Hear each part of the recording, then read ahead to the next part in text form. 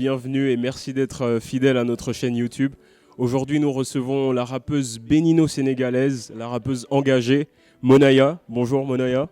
Bonjour. Comment tu vas? Ça va super et toi? Super, ça va très bien, merci. Oui. D'ailleurs, c'est Mona ou Monaya? C'est Mounaya. Monaya. Oui, ça se prononce Mounaya. Et ça signifie en arabe celle qu'on attendait, l'espoir, tu vois. Voilà. Ouais, Parce que tous les musulmans ont des noms arabes. Ok, super. Bah, Mounaya, on peut dire que tu fais du rap engagé. C'est quoi tes influences musicales, tes inspirations, etc. Waouh, ça c'est une question. Ouais. On peut dire que je fais aussi du rap engagé. Parce que c'est vrai que la plupart les 3 premiers singles avec lesquels je me suis représentée depuis 2 ans, voilà, étaient dans ce registre-là. Parce que je me suis dit que si tu dois ouvrir la bouche après une dizaine d'années d'absence sur la scène, c'est vraiment... tu dois dire quelque chose de consistant. Et parce que pendant cette dizaine d'années-là, j'ai beaucoup plus mûri. Et je me suis posé beaucoup de questions sur pourquoi est-ce que je fais de la musique, qu'est-ce que j'attends de cette musique, qu'est-ce que je veux donner à cette musique aussi. Parce qu'il ne s'agit pas que de prendre, il s'agit de donner aussi. Alors mes influences, waouh, elles sont diverses.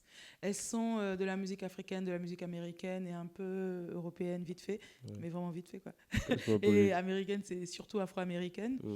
Et ça va du jazz à la soul, à la variété africaine, au ndombolo, au mbalar. Et voilà, en fait, je ne me mets pas de barrière. Et... Super. Tu viens de faire sortir ton EP en prélude à ton album qui est composé de 6 titres. Comment il a été accueilli par la critique? L'EP de 6 titres qui s'intitule Petit Oiseau est sorti en septembre, le 13 septembre 2019. Comment il a été accueilli? Déjà, je reçois des critiques sur un EP que les gens n'ont pas écouté.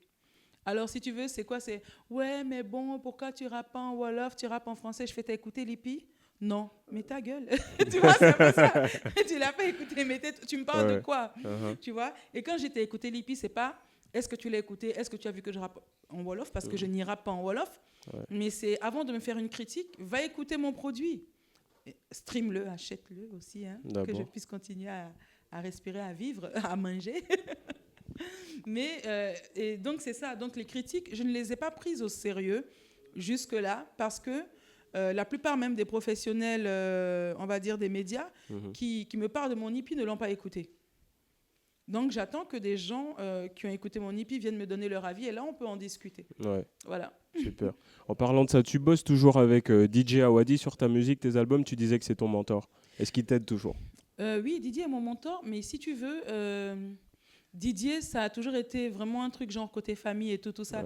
C'est vrai que côté professionnel, musical, il m'a beaucoup soutenu et même le fait que je sois aujourd'hui avec Sony Music Afrique, ça ne m'empêche pas de continuer à lui demander son avis, de continuer à lui montrer mon travail et de continuer aussi à comment on appelle ça, à recourir à lui en cas de besoin.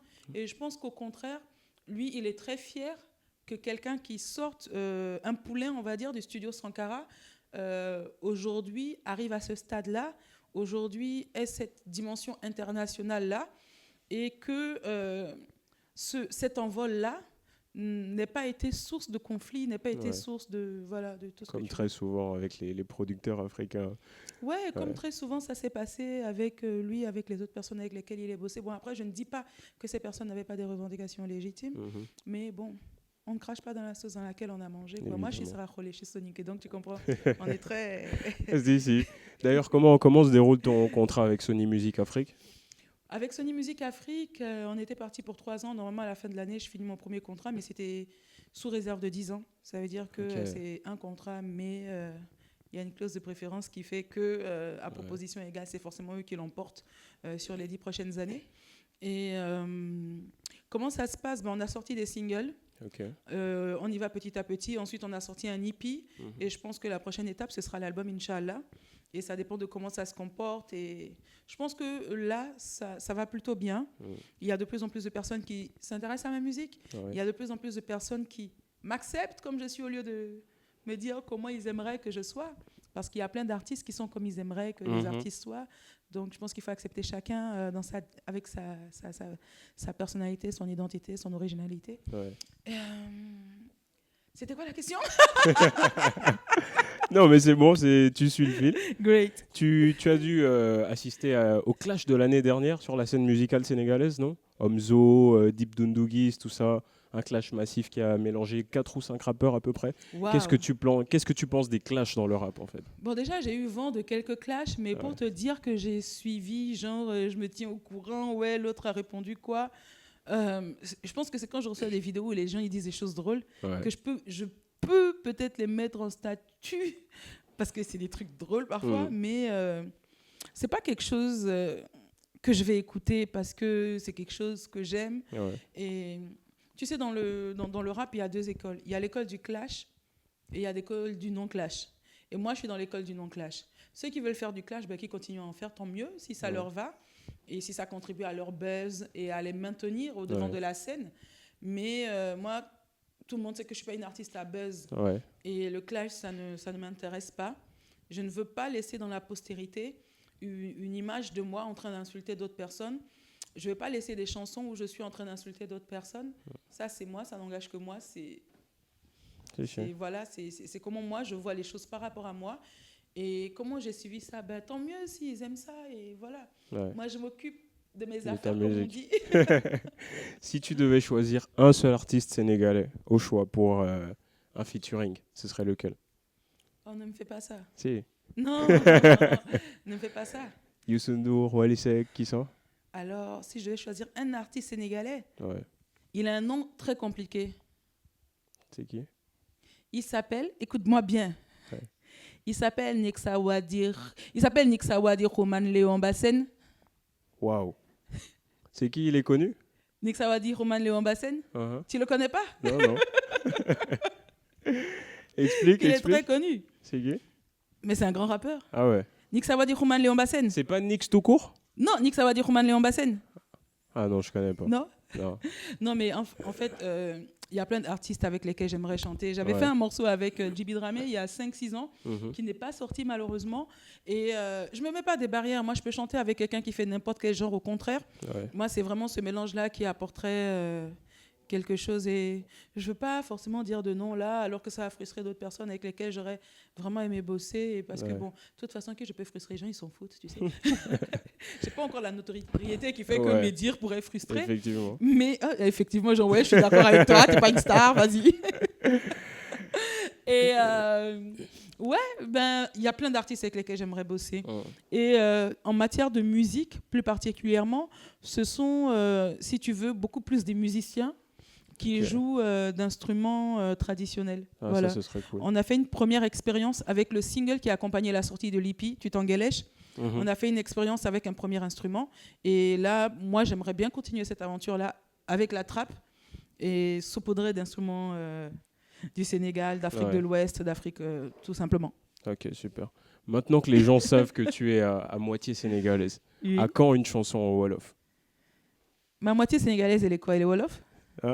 Non, ça, j'en sais rien. Ben voilà, demande-moi d'abord à quand une chanson au Sénégal. Tout d'abord. Ah ouais, peut-être. Pourquoi pas? Bon, ensuite, après, on voit.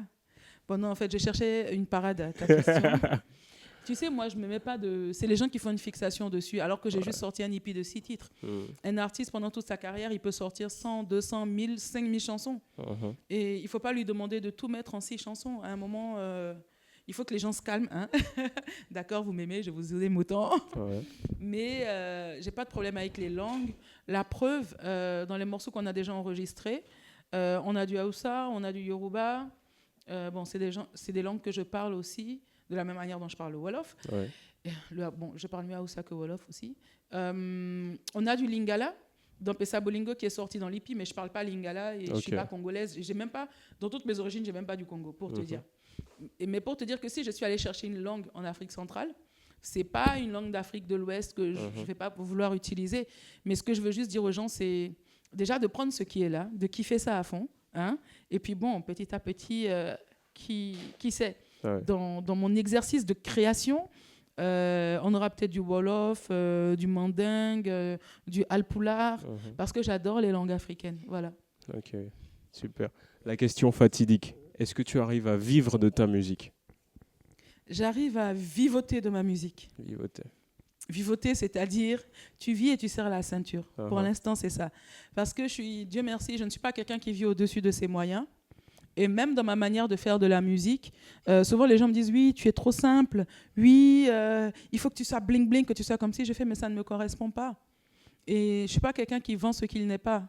Et tu sais, il y a beaucoup d'artistes qui viennent avec un personnage. Ouais. Et moi, je n'ai pas de personnage. Moi, mon personnage, c'est moi. Et parce que c'était trop coûteux d'avoir un personnage, je n'avais pas les moyens. Mais non, mais au-delà de ça, beaucoup plus sérieusement, je pense qu'aujourd'hui, il faut apaiser les esprits au niveau des jeunes. Il faut avoir un discours qui apaise les gens, parce que les gens sont dans une folie où ils sont à la course de l'accumulation. On est dans une société de consommation, il faut accumuler, accumuler. Tu ne sais même pas ce que tu accumules, mais tu accumules pour prouver quoi, à qui, au nom de quoi. À un moment, moi, je dis aux gens, s'il vous plaît, calmez-vous. Hein, on a été beaucoup blessés, repensons nos plaies, repensons-nous et avançons.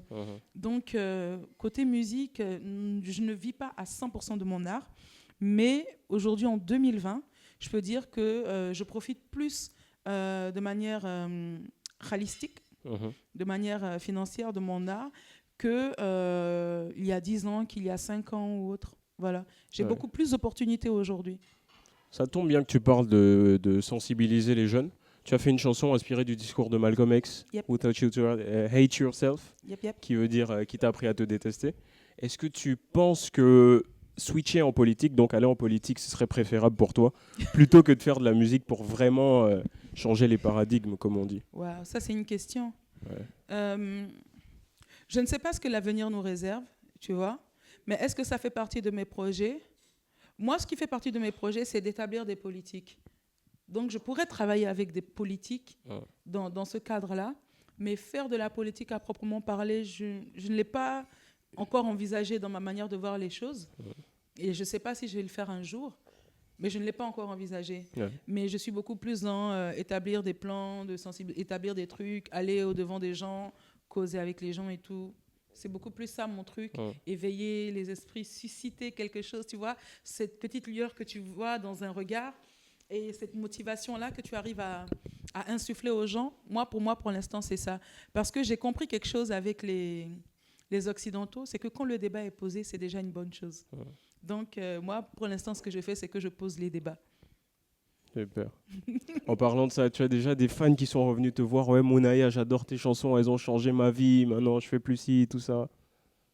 Il y a beaucoup de gens autour de moi qui ont arrêté de se dépigmenter quand j'ai sorti le son parce que quand je le chante devant eux, ils sont un peu gênés. Et il y a beaucoup de gens aussi qui m'ont dit oui, mais je vais arrêter. Mais chaque fois que, à la maison, quand je commence à noircir, tout le monde me dit que oui, tu es niaou, tu es vilaine, reprends le ressal, quand tu es noire, tu es moche. Il y a plein de gens qui ont envie d'arrêter et qui parfois même rentrent dans ce processus-là, mais à qui l'entourage dit que tu es vilaine tant que tu ne te mets pas de l'acide dans le corps et tout ça. Et voilà, donc il y a plein de gens autour de moi qui ont arrêté de se dépigmenter la peau. Et côté aussi inspiration pour aller de l'avant, c'est beaucoup plus mes proches, des gens que je fréquente et plein d'enfants qui m'appellent, des jeunes. Hein, ils ont entre, on va dire, 20 et 27, 28 ans. Quand je dis ça, du coup, putain, je me sens vieille. Je me sens vieille. Ils ont entre 20 et 27, 28 ans et qui me disent souvent oui, maman, voilà, tu m'inspires. J'ai fait, ne m'appelle pas maman, appelle-moi chérie Coco. et voilà, donc c'est vraiment cet impact-là que j'aime beaucoup parce que je me dis, même si tu chantes devant 1000, 10 000 personnes et que tu as au moins une ou deux personnes qui ont intégré ton message, pour moi, j'ai déjà fait quelque chose de bien. Voilà, et j'ai vraiment ce retour par rapport à mes chansons. Oui, ton texte, il m'inspire, tu as raison. Je pensais à ça, mais je n'avais pas les mots. Et du coup, ça a changé ma manière de voir les choses. Et quand j'ai ce genre de témoignage, j'ai vraiment la larme à l'œil. Je pense que c'est le but de tout artiste, de pouvoir transmettre sa vision à travers ses chansons, ses œuvres, etc. Ouais. Ok. Ouais, il y en a aussi, leur seul but là, vraiment, c'est pas une vision, c'est se faire de l'argent. Je pense que je vais faire comme mieux, tiens. Ah, ce sera plus Mounaya alors. Qui t'a dit ça? Ce sera une partie de moi, la partie sombre, la partie sale. Mais le rap, finalement, c'est un domaine majoritairement masculin. Comment tu fais pour combattre les stéréotypes et tout ça? Les gars qui disent, ouais, c'est une fille, elle peut pas rapper, machin. Ils disent ça où? Y en a derrière qui disent moi? Ça. Ouais. Ah, ils disent pas ça devant moi? Jamais. Non, quand tu me vois comme ça, qui ose venir devant moi pour me dire quelque chose? Non, ils savent que hey, j'ai pas le mal. Moi, j'en poubelle. C'est parce que, bon, t'es gentil, Sénéweb, ils sont gentils, c'est la famille, c'est pour ça, tu vois, on est un peu nité, quoi. Non, mais vrai. C'est vrai qu'il y a beaucoup de machisme. C'est vrai que quand il s'agit d'être une femme qui rappe, on te dit, oui, il faut bien écrire ton couplet, hein, tu vois. Il y a plus vraiment ce système de vérification de tes vers, de ton écriture, alors qu'il y a plein d'hommes qui écrivent mal, quoi. Il y a plein d'hommes, franchement, tu dis, ok, c'est du rap, c'est quoi? Mais les femmes subissent cette pression-là, si tu veux, par rapport à la qualité des textes que ne subissent pas forcément les hommes, parce que les hommes, on conçoit qu'ils sont de facto compétents, tu vois. Mais la femme, non, il va forcément manquer quelque chose. On va dire, mais non, mais c'est parce que c'est qu'ils étaient là avant, on écrivait pour elles. Mais il y a des hommes pour lesquels on écrit aussi. Et avoir un ghostwriter, il n'y a que dans notre environnement où ça cause un problème. Mais aujourd'hui, quand tu regardes, toutes les plus grandes réussites aux États-Unis ont des ghostwriters. Donc, voilà. Si. Alors là, tu es en train de travailler sur ton prochain album. Yep. Ouais. Une fois qu'il sera sorti, ce sera quoi la suite? La suite, ce sera un autre album, ce sera toujours faire des scènes, faire de plus en plus de scènes, sortir un peu de mon cocon dakarois. Moi, ce que j'aimerais faire, c'est aller vers les régions, continuer à partager toujours au-delà du Sénégal, parce que je fais beaucoup plus de concerts justement hors du Sénégal qu'au Sénégal même, malheureusement. Alors que ça m'a déclaré, quoi, ça m'a réola, quoi. Donc, c'est vraiment essayer de partager avec le plus grand nombre chez moi et aussi à l'extérieur, qui est chez moi aussi, hein, parce que je suis de plusieurs pays de la sous-région et je me considère foncièrement comme africaine. Et chez les autres aussi. Pourquoi pas, hein, on prend du CFA, on n'a qu'à aller prendre de l'euro et des dollars aussi. Et de l'écho maintenant? Je sais pas. Pas sûr. Hein. Quand tu dis écho, là, ça gâte mon cœur. Hey. Ok. Merci beaucoup, Mounaya, d'être passée, de nous avoir partagé ton expérience, tes projets. Merci beaucoup. On espère te revoir. Merci beaucoup, Monsieur Khan. Monsieur Khan Méré, Monsieur Méré ou Monsieur Khan? Le nom de famille, c'est Méré. Ouais. Ok. Merci beaucoup, Monsieur Méré. Et c'est un plaisir pour moi. Merci de m'offrir cette plateforme-là pour que je puisse expliquer ma musique, pour que je puisse me présenter aux internautes et pour que je puisse les inviter également sur mes plateformes. Déjà, suivez-moi sur Instagram, c'est Mounaya221, M2ENAYA221. Et voilà, là, vous serez au courant de toute mon actualité, de tout ce que je fais, où est-ce que je joue. Et Lippi Petit Oiseau est disponible sur iTunes, Spotify, Deezer, Google Play et YouTube. Fantastique. Merci beaucoup, internautes de Sénéweb, d'avoir suivi cet entretien avec nous. Restez fidèles à la chaîne YouTube et à très bientôt.